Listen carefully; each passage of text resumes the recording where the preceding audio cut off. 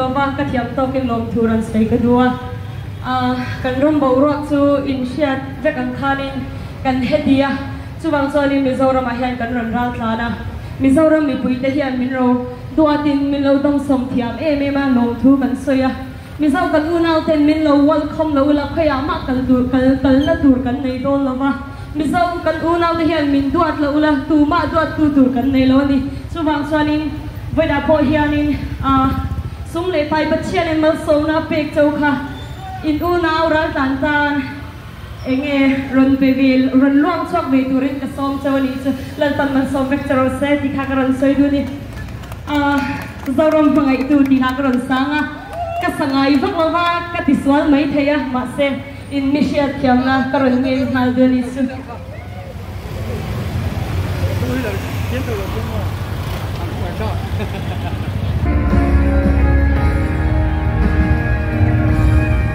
Pian sâu râm hoa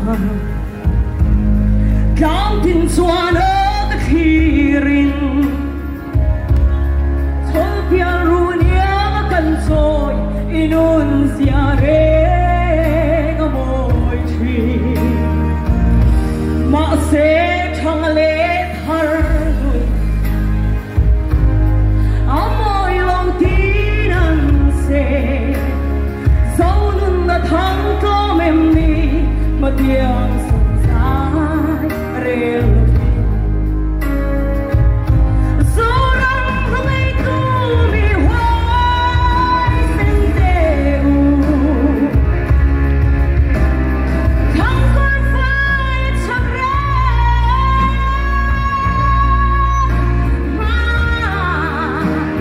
in some way con em đi lên